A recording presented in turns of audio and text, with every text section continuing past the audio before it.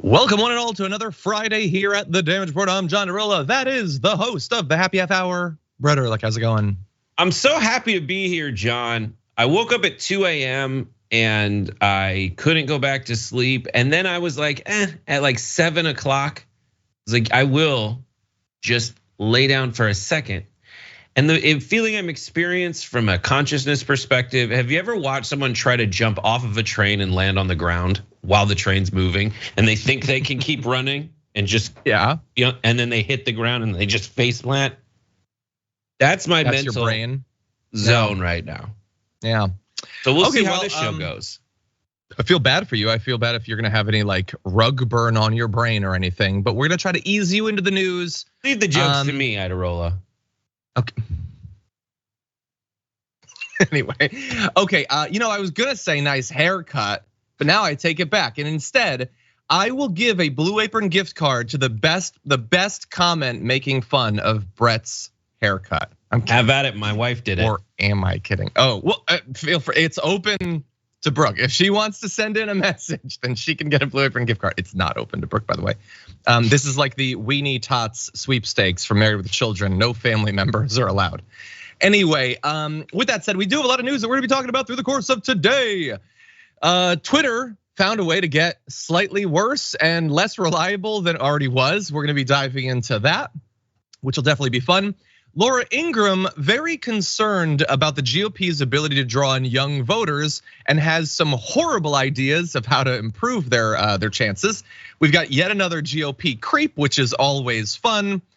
More shootings, which are not. And one of my favorite things in the news is when Sean Hannity accidentally makes the case for leftist priorities better than most leftists. So we've got that too. And that's just in the first hour, everyone on the linear platforms and the podcast.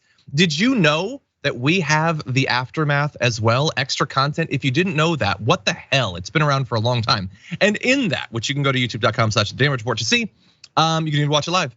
We're gonna be talking about Kirsten Sinema and her lavish campaign spending. Oh, she is living the high life, she is. Horrible boss, and we will be throwing away our garbage people of the week, which should be a lot of fun. With all that said, Brett, are you ready to start off this thing? You start and I'll try to keep up. Okay.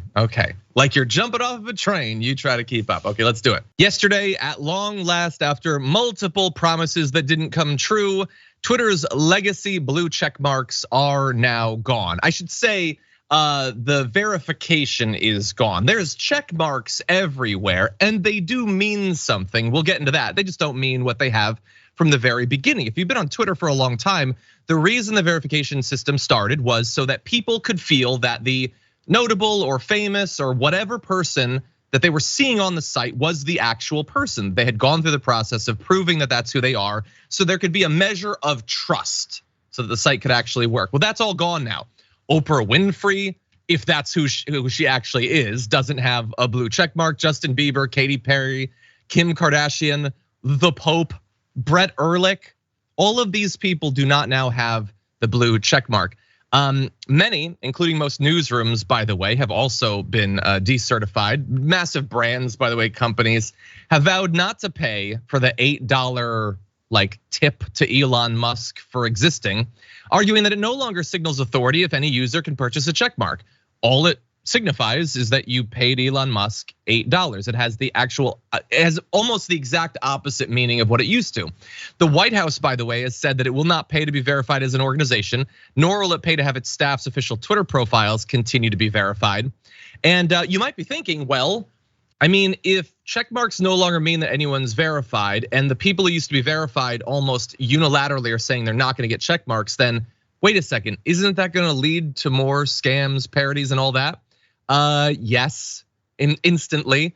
New York City, NYC Gov, I should say, tweeted, "This is an authentic account representing the New York City government."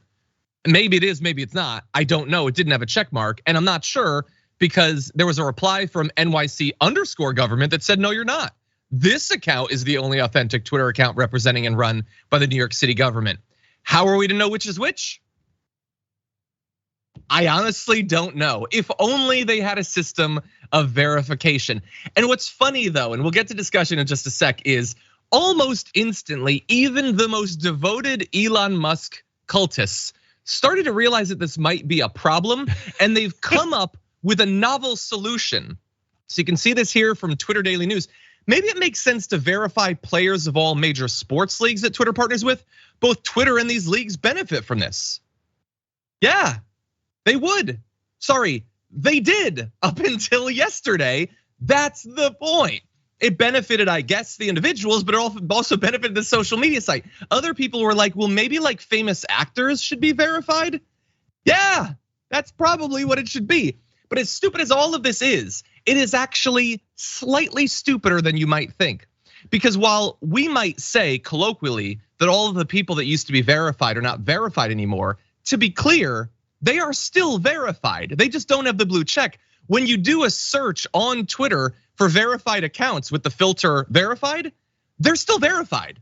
None of that is gone. Twitter still knows they're the person they say they are. They just maliciously took away the check to needlessly insert a sense of unreliability to the website. That's what all of this work has led to. They're actively undermining their continuing system of verification. What do you think, Brett? This is the ultimate culmination of internet vibes, which is specifically a social media internet vibe after Facebook kind of was bypassed by YouTube as like, what are we doing with stuff on major websites? And by that I mean you can be a star. And now this is Twitter, where everyone thinks that every idea they've ever had is the best idea that has ever happened. Now they get a badge that to them means that they are the star. They have a blue check. But when you look around at what that blue check signifies, it now means absolutely nothing other than you get it's like that like souvenir T-shirt that says I went to Magic Mountain and all I got was the stupid T-shirt. I paid Elon Musk $8 and all I got was this stupid check mark. Yep. I love it. How are you feeling about it, John? I mean, it's really unfortunate. I hope that it accelerates the development of a replacement for Twitter that can just create what Twitter was 2 years ago, which was a short form text social media site that did not actively despise its largest users. I think that would be cool. The whole thing socially deserves a book, honestly, a movie. Every bit of it has been so fundamentally dishonest about what it actually means. Elon Musk and all of the people, generally on the right, but not all on the right, who are like, these blue checks think they're so hot. They just want to be superior to everyone. Now, it was always a little bit funny because some of those people making that claim were like Ben Shapiro, who has a blue check mark, and if you'd taken it away, he would have lost his freaking mind. So, but anyway, so then they make it so that other people can apply, so there would be equality. If all of this just actually verified everyone, there'd be no problem whatsoever if he had just opened up verification to make actual equality. But he didn't want to do that. It was all a lie. He wanted a way to make money. So then the people who have been saying a blue check mark is pointless, you're not actually better than me, scrambled to get it, proving that this whole time they thought it made them superior, but they just wanted to also be one of those who are superior.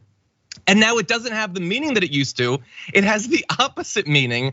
The whole thing is just, everyone is being so fundamentally dishonest about the entire thing. Elon Musk is lying about his goals. He's lying to his fans. The fans themselves are lying. The entire thing is just an absolute debacle. The idea that you could come out the other side believing that this guy is a qualified, let alone a competent CEO, is utter madness. Everybody that follows Elon Musk so faithfully now has got to know that it's absolute BS. And they're just that person in the Herbalife like pyramid scheme that already sunk their fortune into all this product that they now have to sell somehow or else they'll be bankrupt. Now, maybe not financially for all these people who are coming up with these. I don't know anyone who's come up with like a compelling at all reason to defend these blue checks along the lines of how they were like meant originally to mean, or even in this new iteration to mean. But I love it so very much because now the cool thing to do is not to have the blue check anymore.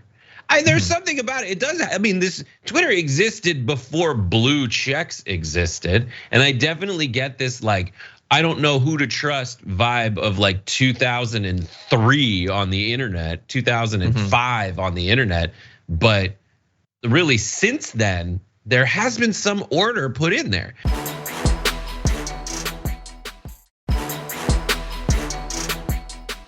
Elon Musk, he's personally paying for some of these Twitter handles that he wants to still have a blue check mark. Let me transition to that. Go for it. Let's go into that then.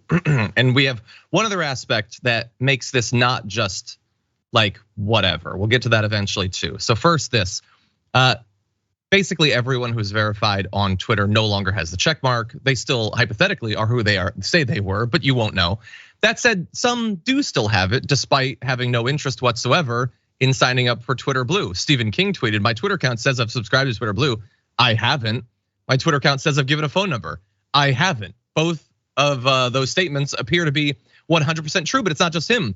LeBron James and William Shatner as well are three celebrities who each tangled directly with Musk on Twitter in recent months after saying they had no plans to subscribe to Twitter Blue. They still have the paid check mark. It says, it's not just that they have the old one still, that they're a legacy check mark. It says they have verified their phone number and paid for Twitter Blue. These are not true statements. Popbase, after Popbase tweeted that Musk said he was personally paying for them, the billionaire replied, just Shatner, LeBron, and King. So he is paying for it or whatever. As of right now, of the 50 most followed accounts on Twitter, only 7 users, apart from Musk himself and Barack Obama, who have affiliate blue checks linked to official organizations, they're not through Twitter Blue, are currently verified. Rihanna, Taylor Swift, Ellen DeGeneres, Britney Spears, LeBron James, Jimmy Fallon, and Miley Cyrus. Obviously, LeBron James is non-consensual or whatever. Some of the others, I would give them plausible deniability that maybe they're just worried about their fans being scammed. That is a serious concern. Taylor Swift does not want the Swifties to be conned by someone, so maybe she's gonna do the Twitter Blue thing or whatever. But right now, he is actively lying about incredibly famous people paying for a service that they have already stated they have no interest in paying for. I don't know a lot about the law. I feel like that's highly fraudulent. If I were to just say that LeBron James is a paying subscriber to the Damage Report on YouTube, I feel like that's not something that you can just claim as a fact, but that is what they're doing right now. And think about what it means that some of the most famous people on the platform, people like LeBron James, huge, they've said concerns about the switch to the blue check mark. They're not gonna do it, so you didn't win them over. And so what you decide to do is, rather than trying to court them, you troll them by pretending they're one of the cultists giving him $8, seeming to want to drive them off the platform entirely. All of this has nothing to do with good business or the health of the platform. As always, this is entirely based on how teeny tiny baby-like of a person Elon Musk is. I disagree with that partially. I don't think it really has, it all has to do with how teeny tiny of a baby person he is, though he is acting like a teeny tiny baby person. But I get it. I get him being like, I bought this company for way more than it's worth. The problem with the company traditionally is it didn't monetize in a lot of ways that other platforms did. Now, rather than solving issues like video advertisements, which a lot of the other platforms have turned to, proprietary like information gathering and targeted ad software and that kind of stuff, they didn't do any of that. So what he's trying to do is the one thing that was working about Twitter, which was at least that, and it spread to other platforms. There's a blue check, so you know you can trust that person. In a world of fake news, at least you know that the avatar matches to the real human. But he's selling that off for parts. He's mortgaging what little integrity Twitter had in any way to that. Now, there's a lot of things that were impugned about Twitter's integrity that he tried to spoon feed to Matt Taibbi to get out about how these websites, these social media websites, are kind of censoring people or elevating certain voices and putting others down in ways that weren't based on best idea wins. But that's exactly what he's doing. He is choosing to elevate Stephen King. Maybe some people will look at it and be like, Stephen King's paying, all right, he was a big critic. So maybe he's trying to quote troll, but in the classic Griff Nation guy, sleazeball way, he's just keeping it ambiguous. Whatever you know, as much as you know, it still serves him. And then he's just trying to turn this into a money-making scheme. And right now, he's in the process of, he's like, all right, I've got my fingers crossed, hoping people will buy this. But what he's done is tainted the believability of this entire thing, and just and gate kept free speech based on money. And we're gonna get to even worse gatekeeping of some forms of, I guess, at least speech elevation. But he doesn't seem to understand that like actively antagonizing people to hate your product, maybe not the best thing. Like I feel like that's the most foundational business thing you need to understand, and he doesn't get it. And as I said, all of this could have been so easy. All you needed to do, if this was really about equality or whatever, is open up actual verification to anyone that wants it. Hire 1,000 more engineers to manage an influx of verification requests. Or even if all you truly care about is money, then you could do paid actual verification. It would be crazy, I think offensive, to get to ask people to pay for a service that benefits the service as much as the user, if not more. He shouldn't ask for money, certainly not a monthly fee. Either of those things could have allowed him to accomplish his fake goals or his real goals and not actively ruin the platform. He chose the absolute worst form of this.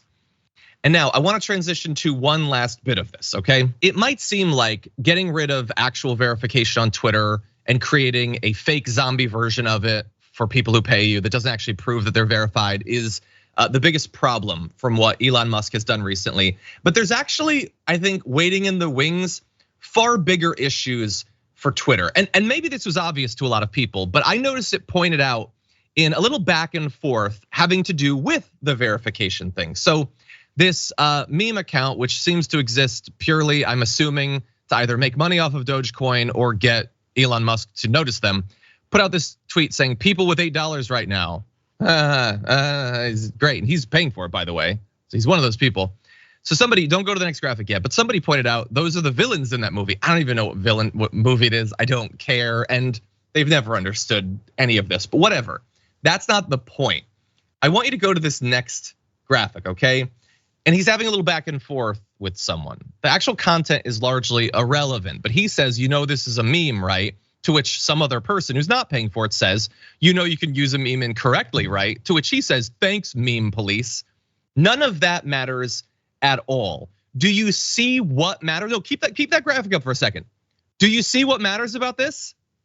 In this back and forth, in the replies to the exact same tweet, Sir Doge of the Coin put out a tweet that got 41 likes, and it was viewed by 8,000 people. It got 8,000, what do you call it?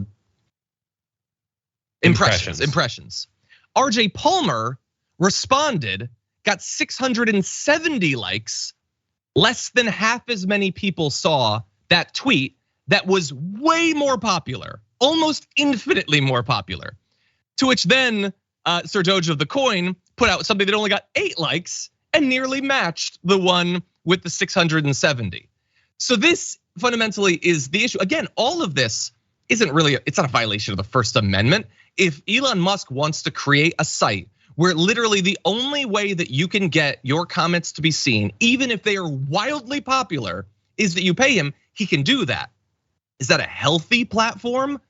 That popular, fun, interesting, insightful, witty comments, if you don't pay him, will be pushed down by the algorithm, and every bit of frivolous nonsense that his cultists put out is immediately boosted by the algorithm, and that's just two random people. Now imagine right-wing grifters who are gonna pay for this. Imagine journalists who are probably not at this point. This is all in the name of equality, by the way. Does it seem like equality is what he has achieved? What do you think, Brett?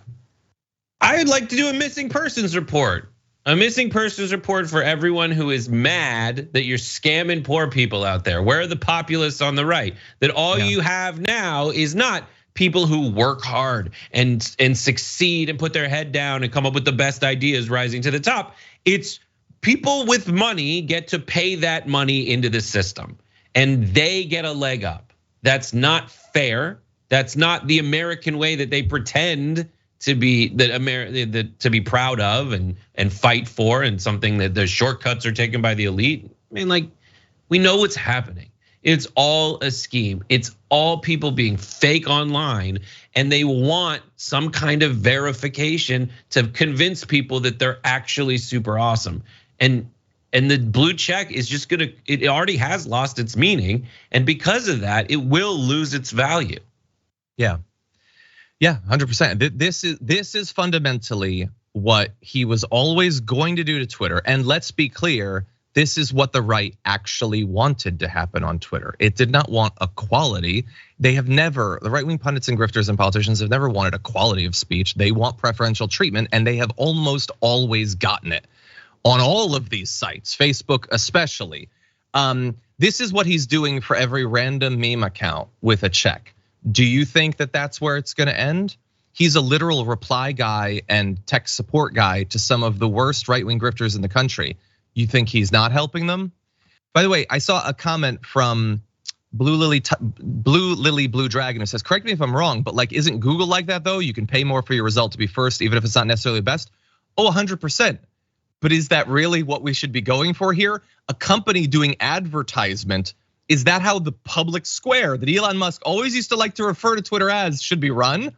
That you go into the public square and then you hand over money, and based on the money, that's how loud your voice is? Is that how every casual conversation about Game of Thrones or whatever should be held? That seems fundamentally sick as a system.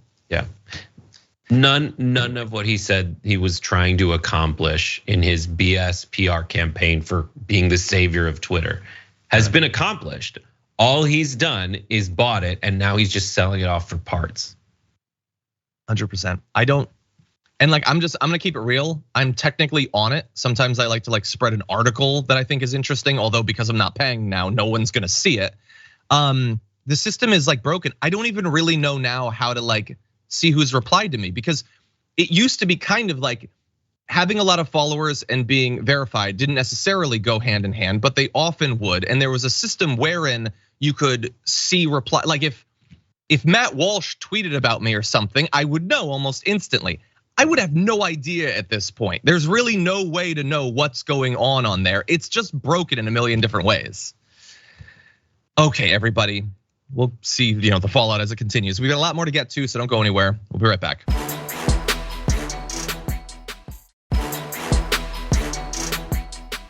Wow. Okay, everybody, we've got a lot to talk about. Let's jump into this. Most of the so-called problems that Democrats are talking about, the end of the planet, threats to democracy, and all the like, they're simply made up. So we shouldn't concede any young voters to the Democrats, no way. Let's explain how things can get better, and let's encourage them to take on adult responsibilities. Because childhood is great, but only for children. So that is the best attempt by Laura Ingraham to try to be diplomatic towards younger voters who don't like the GOP, to try to encourage members of the GOP, both politicians and members of the media, to appeal to them. And you're probably thinking, wait, that was wildly condescending towards young people. Yeah, it was, but she's doing her best, insulting them casually over and over. There's a little bit more. Take a look at this. Yes, the Democrats are determined to keep young people weak, poor, frightened, and alone. They don't want you to get married. They don't want you to go out to work. They don't want you to have kids. They want you at home smoking pot, playing video games, and spending the rest of your life as a 12-year-old. We all know stories of young people who don't want to grow up. But I really don't believe that most young Americans want to spend the rest of their lives feeling sorry for themselves. They want to grow up. They want responsibility. And they want better lives for themselves and someday, yes, for their children. So here at The Angle, our motto is no American left behind, and that includes young Americans. We have to help them overcome that despair that the Democrats are selling. If that was impromptu, extemporaneous, it'd be bad enough. She was reading that off of a teleprompter. That was the rhetorical persuasive equivalent of giving a person an atomic wedgie and be like, why don't you like me? Please, more of this from Fox News. This is the best thing I've ever seen. You know, guys, how are we gonna get the young people on our side? Tell them that they're a bunch of lazy boneses who need to get a job. You guys are 12-year-olds for life. Grow up and vote for people who mock you. It's like, you know what's horrible? Smoking weed and playing video games. Also, why are you on my lawn? Do you remember how frustrated people were with Hillary Clinton when she said, Pokemon go to the polls? Because that was like vapid and like a little bit condescending. This is worlds worse than that. Why won't you vote for us, you pot-smoking losers? I can't. They were like, this is the A block. This is the lead, guys. We cracked the code on how to get kids. All right, let's do. There's been 8,000 Peter Pan movies. Let's use the oldest artwork from one, and let's like. No kids are watching it too. There is no way that a kid is even able to see this except in a format like this where we're making fun of it. Yeah, it's the sort of graphic. This is played right before Grandma's brandy kicks in and she passes out in the Barcalounger. And that's the only people watching it. Yeah, this is how you would talk to young people if you were very, very confident that none of them were listening. None of them were gonna hear it. Anyway, good luck, Laura Ingraham. It's a hell of a political strategy.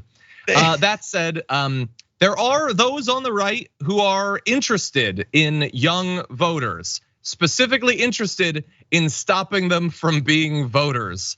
So take a look at this. So we need to be looking at what are these college campus locations and polling. What is this young people effort that they do? They basically put the polling place next to the student dorms, so they just have to roll out of bed, vote, and go back to bed. And we need to build strong election integrity task forces in those counties. Wisconsin is a big problem because of the polling locations on college campuses. There are 501c3s. Their goal for the Supreme Court race was to turn out 240,000 college students in that Supreme Court race. And we don't have anything like that, and we need to figure out how to do that and how to combat that. So that right there is Cleta Mitchell, longtime Republican lawyer who worked on Trump's big lie back in 2020. Great job by Lauren Windsor, by the way, at The Undercurrent. Definitely go follow The Undercurrent in getting that audio because I have to assume that that's probably not intended for widespread distribution. When she's like, her evidence that something needs to be done is that a lot of college voters voted. And she slipped in we need strong election integrity forces. What she had just finished saying was they put the polls so they can just roll out of bed, go and vote. She didn't even pretend that there's any fraud. She didn't pretend that there's any issues with that. The issue is what she said it was, that they can and do vote. This is what they're saying behind closed doors. Thank you to Lauren Windsor again for making sure that we hear it. What do you think? What are we gonna do? Get better ideas that people wanna vote for? That's off the table. Let's close the polling locations or just put giant bags of weed next to the polling location and then leave a trail off for more weed to kind of throw them off the scent. Maybe put video game stations somewhere near them so the kids will be lost for hours and hours playing video games. I love where their head's at. I think they're really on to something. Your example right there, what it made me think of is sometimes at these like Westminster and stuff, they do these dog shows. They have a path that you have to walk your dog, and all along the path is like sausage and kibble and balls and squeaky toys, and the dog has to just walk. They're just gonna try to litter the paths through the quad with all of that stuff. They hate that young people are increasingly engaged with politics. They hate it so much. And I have to say, I am definitely naive. I'm probably ill qualified for this sort of position, at least based on what I hear in these sorts of things. Because I have to tell you, and I am being as forthright as I can be, the idea of wanting, let alone trying, to make it any harder for anyone to vote is incomprehensible to me. I cannot conceive of doing that, and they are 100% comfortable doing that. Dude, it's like with the Twitter check being $8 and wanting to close polling places on college campuses. These are solutions to a problem. And I understand them trying to brainstorm ways to fix those problems. So with Elon Musk, it's like, I am not making money off this site. With this, it's like, listen, guys, we have gerrymandered the hell out of this state, and still we might lose one. The only problem we have is when it's not districted up, we will lose these statewide races. This is the one remaining problem we haven't solved yet here in the great state of Wisconsin. And what we could do, and we're trying, don't get me wrong, we're trying to pivot away from the fact that we are actively undermining young people's rights and old people's rights alike. It's just that the young people have noticed more, I guess. But this is her solution. I totally get it. I'm grateful that I have the opportunity to hear what I suspected was the case. And I'm also very eager to hear how they try to spin it after getting called out for something that we've already accused them of and they've denied quite vehemently. 100%. Brett, you also inspired me at the beginning of that. And I had an idea that I'm hesitant to even put it out into the world because it's gonna seem to some of you who are as naive as me that it would be impossible, it would never happen. But I'm a little bit worried now, considering the Supreme Court. With their focus on election integrity, what if they were to take a look at what Elon Musk is doing and adapt it, wherein they would have a system of election integrity at the state level in, let's say, Georgia or something, where you have to register to verify who you are. It would have a monthly fee of $8. And if you ever lapse in your payments, you're taken off of the voter rolls, and only people who comply with the new electronic voter integrity system can vote. It would massively cut down on the number of people who vote. And that's exactly what they would want. Skeelable Dragon Rise, is it a poll tax? Yes, it's a poll tax. And that's why they would do it. You're not allowed to put the 10 Commandments in a school, and they're doing that in Texas. You're not allowed to have prayer in school, they're doing that in Texas. Yes, you're 100% right, but also the country is 100% wrong. So would they not do that? Is that crazy? Am I crazy? I mean, that is technically, and I mean, the constitutional argument about voter ID laws is that is a poll tax, because in order to, to participate in being able to verify your identity, you have to pay money for a government ID. Now, if those government IDs have a monthly fee on top of it. Have it that it's difficult to do the paperwork. You can cut down on the voting way more than just with the ID. Yeah, I mean, you still have to do that because you have to update your address. You have to pay for services in order to do that. But yeah, I get it. And a lot of these things are just arbitrary. A lot of those fundamental underpinnings are like, you have to do something to prove you have a right, is just antithetical to the idea of rights, especially when it's fundamental as voting. Yeah. And it's important. Like, it's important, man. And their argument against getting any like heightened checks for guns is kind of the inverse of this, right? Like that you shouldn't have to register for something. You shouldn't have to register. What do I have to register for? Why are you putting so many? Well, you don't put any barriers between me and having the gun. Well, then don't put any barriers between me and being able to vote. Because what are you gonna do? Track me? That's literally what they're doing. They're tracking Democratic voters and systematically coming up with ways to take their rights away. So it's always projection. The thing that they pretend to be afraid of with guns, they're actually doing with voting. Yeah. The Supreme Court might uphold it. We'll see.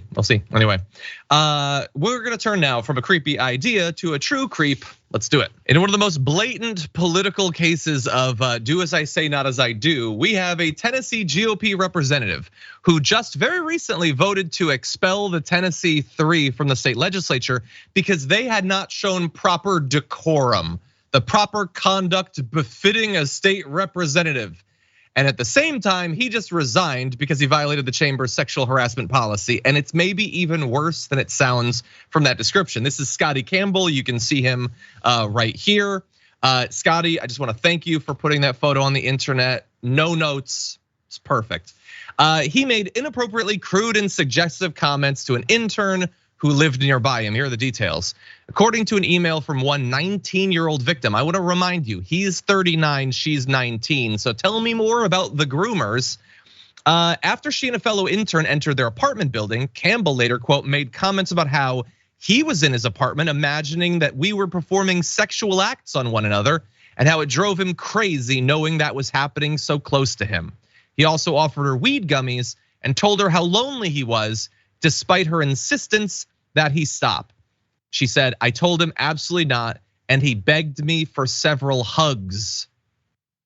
So this guy who believes that speaking through a bullhorn on the House floor means that your political career should be ended, also believes that if you commit the crime of being a teen near him, he is going to berate you with unwanted sexual comments. By the way, in addition to the 19-year-old thing, he's fantasizing about them engaging in same-sex acts, I believe. So to be clear, as always, their hatred and demonization of the LGBTQ community is only about stopping their rights. The fantasies remain. We're not surprised to see that. He described all of this as, I had consensual conversations that were agreed to, and I'm really surprised that we are here this morning. If I choose to talk to any intern in the future, it will be recorded. Nobody, they were recorded because they were text messages, you doink. Those stay, they stick around. It wasn't a Snapchat, okay? That's why we know what you did, and it was not consensual. They were asking for you to stop, you weird creep of a man. What do you think? That goatee is sexual harassment. That guy, God bless him. That dude, I love it. Because that picture is slightly harassing. You know how like a Charizard appears? Like that is how you make a chin appear. Brat. Jesus. It's just like really, wait, Brett, hold on one second. Just, yeah. Hold on one second. People are pointing out 19 as an adult. No, I fully understand that. Yeah. But I also understand philosophically the point that they are trying to make on the right, that older people should not be preying on the young. Yes, 19-year-olds have some technical rights that 17-year-olds don't. They're also still less than half the age of that guy. Also an intern, dudes. Like the fundamental dynamic of power. He is a state legislator. This is an intern. You can't do this anyway. You shouldn't do this anyway. You definitely triple, quadruple shouldn't do this to an intern. And this just reveals the insane definition of the word decorum to horrible jerk-offs over in the Tennessee state legislature, who we all know exactly what's happening. This is, we're being gaslit every time they say anything critical of people trying to stand up for rights. When they say like there was a breach of decorum, okay, fine. If there was a breach of decorum, you could pull a censure move. But no, they wanted to take a stand because they've all been radicalized in that state legislature. They've been rewarded for that radicalization through gerrymandering and just the rabid nature of discourse in America at this point. And it's led to insane things like within a week, it seems, them voting to kick someone out because they used a megaphone and then going behind the scenes and sexually harassing an intern according to the evidence that we've seen. 100%. By the way, the ethics committee was familiar with this. I believe that this is what was being mentioned on the floor during those debates, that they knew about this predator and weren't doing anything. And it's just amazing that like, maybe nothing would have come of that if they hadn't put a national spotlight by doing this. It's a great move. Anyway, I'd love to see a little bit of justice. What? Thoughts on still going by Scotty at that age? Yeah, I don't know. You know, like I want to make a Scotty doesn't know joke. That's what I want to do. But and only Ricky calls me Breddy.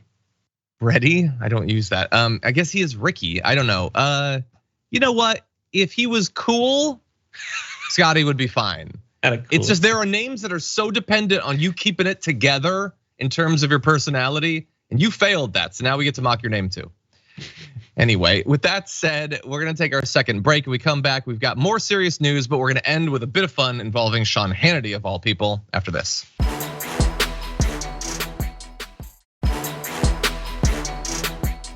I didn't get the reference. What was the reference? What's this I keep hearing about violins on television? If you don't put the violins on during the day, the babies will be asleep and they won't learn any music appreciation. Yep. It's Gilda Radner. Anyway, so yes, if you're listening to the live show and you're wondering what goes on in our social breaks, that is what goes on in our social breaks. Okay, with that said, no more laughs for a few minutes. We need to get serious for a bit. We actually have a very sad story that was raised by a member of the audience yesterday, so let's jump into that. I honestly cannot believe that we are able to bring you yet another, what are now being termed, because you need a term for a thing that happens every day, wrong address shootings. In this case, we have a 6-year-old girl and her parents being shot by a neighbor after a basketball that the little girl was playing with rolled into the attacker's yard. This happened on Wednesday, North Carolina, so you can add yet another state to the place that this just routinely, casually happens on a daily basis. It involved several young children playing basketball before the ball rolled into the yard of Robert Singletary, who neighbors say was new to the area and often mad at the local children. So we're assuming had been gradually building towards finally trying to kill them and their families. Witnesses say that Singletary ran out of his home, upset after the ball rolled into his yard, and began firing a gun at a neighbor. William White and his 6-year-old daughter Kinsley were seriously hurt during the shooting. White had his own gun, because again, America has more guns than people, and tried to shoot back at Singletary, who witnesses say unloaded an entire magazine at White and his daughter. Kinsley's mother, Ashley, says he looked at my husband and my daughter and told them, "I'm going to kill you." He fired every bullet he had. Also, if he had more bullets in the clip, he would have fired more bullets. Bear that in mind in terms of conversations ongoing about gun control. Kinsley had to have stitches due to bullet fragments in her cheek. White was seriously injured after being shot in the back. Hildebrand was grazed by a bullet and was back home on Wednesday after being discharged from a hospital. As of at least this morning, that could change as the day goes on. Singletary remained at large. He is considered armed and dangerous, if you even need to be told that at this point. Brett, what do you think? This guy shouldn't have a gun. A lot of these, there's a lot of, for better or for worse, there's a lot of different examples within this category of shooting. And there's a lot that don't get reported. And one of the driving factors is just this appetite for not just having guns, but using them in ways that folks are like, I don't think that we warn people about. You get everybody wildly territorial about their own property and ideologies, and then you make access to guns so easy, easier than you make access to alcohol, easier than you make access to the ability to drive a car. You make it so damn easy. And these are the problems. Do you want to solve them? No, they don't want to solve them. They love having people like this. The people who create the situation where you can get a gun this easily and use it this way have a whole lot of other stuff they use exactly this kind of person for, and they're not willing to give those things up either. They need them to build out their tent so they can pass tax cuts for the rich, and that horrible alliance that is played out in every second of every bit of coverage on Fox News is really a cancer eating away at society. And it results in stories like this, where the guy has to fiercely defend himself in his mind from the ball going out of bounds. 100%. By the way, thank you to members of the audience who are watching for this sort of thing. He has apparently been apprehended. So that is the very limited amount of good news that we have in addition to this story. Was wanted on 4 counts of attempted first-degree murder, 1 count of possession of a firearm by a felon, 2 counts of assault with a deadly weapon with intent to kill or inflicting serious injury. By the way, he was already awaiting a trial on felony charges from last December in which he beat his girlfriend in the head with a mini sledgehammer and forbade her from leaving his apartment until she had cleaned up the evidence. I don't know all of the details, but I would say generally when someone is, what do we always say? When someone is engaged in acts of domestic violence, maybe allowing them to still have guns is a bad thing. Now it's possible, that he wasn't supposed to have this gun or whatever. It sounds like he was not supposed to, but it's a reminder that people who do those sorts of things, it's not impossible for them to escalate that to murderous violence. And I just want to remind everyone, if you haven't been watching throughout the week, We just added a few more names to your list of people who've been traumatized by these sorts of attacks, adding on to the list that we already had of Ralph Yarl, Kaylin Gillis, Peyton Washington, Heather Roth, and maybe others that we don't know about. By the way, the New York Times did a little bit of a roundup of just some. They did a little brief search. There was a Tennessee man who was charged with brandishing a handgun and firing it because 2 cable company workers mistakenly crossed onto his land. Last June, a Virginia man was arrested after authorities say he shot at 3 lost teenage siblings who had accidentally pulled into his property just briefly. There was a maintenance man in North Carolina who had just arrived to fix damage from a leak who was shot at. Teenager in Georgia who was looking for his girlfriend's apartment. I believe there was another instance of cheerleaders being shot. All of these people committed the crime of trying to live in America, a place that is increasingly hostile to life.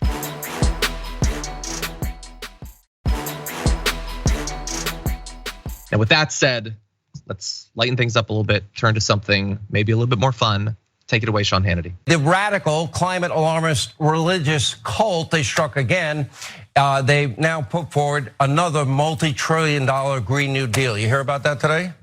Anyway, it would completely destroy the economy and all fossil fuels. The bill includes a number of radical climate initiatives and items completely unrelated to anything to do with climate. They want a low carbon electricity grid. They want a net zero emissions transportation system, guaranteed jobs with a guaranteed wage, additional family medical leave, additional paid vacations. They want government health care again, guaranteed green housing. What, I'm gonna live with leaves? Food security, zero emissions vehicle manufacturing, free college, free pre-K, economic security. They want everything, so everything's guaranteed. By the way, thank you, Sean Hannity, for once again putting a graphic next to you that makes what people like AOC are pushing for seem so incredibly awesome. Actually being able to take vacation, actually getting sick leave. These are not things that I think most people are gonna see on that list and think that they're insane. But also, I love that his lead-in was, they want all these things that don't have anything to do with the environment. And then you can see it going by. I mean, sure, he threw universal health care on there or whatever, but there's stuff about trains, there's stuff about the electrical grid, there's stuff about vehicle manufacturing, high-speed rail, agriculture emissions. A lot of this, protecting indigenous land rights, a lot of that stuff pretty explicitly has to do with the climate, Sean. But there was one thing in that I know, Brett, you got a kick out of. Take it away. Oh God, when he didn't make a joke and people laughed. And you know why that's happening? The reason that there are people laughing in the studio when Hannity cracks what he mandates people classify as a joke, Greg Gutfeld is the reason that he's like, all right, guys, Gutfeld's creeping up and I hate that guy. So what he has is people laugh at his joke. Give me the old talk soup from the sound guy. And if you don't, me and this vape are gonna do damage to you behind the scenes. He said they want green housing. What am I gonna do? Live with leaves? So stupid. Which would, but he's not the bad guy there. I mean, he is. Sense, dude. They laughed. Do you have a house plant? You live with leaves. It's like watching Michael Scott do improv. It's like those words generally are said near each other. Like they're trying to do gun control. What am I? A gun?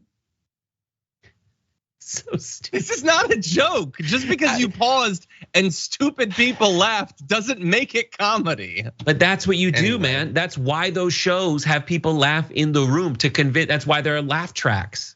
That's true. Have you ever watched a sitcom without a laugh track?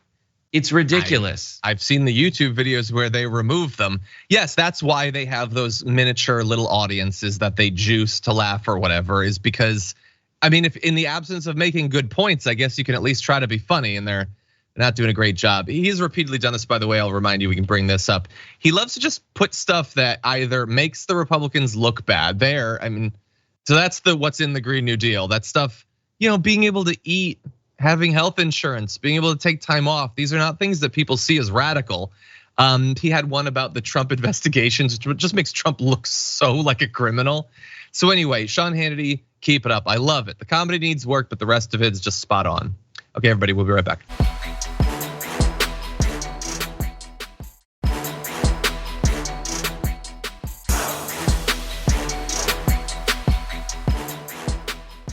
Thanks for listening to the full episode of The Damage Report. Support our work, listen ad-free, access members-only bonus content, and more by subscribing to Apple Podcasts at apple.co/TYT. I'm your host, John Iadarola. I'll see you soon.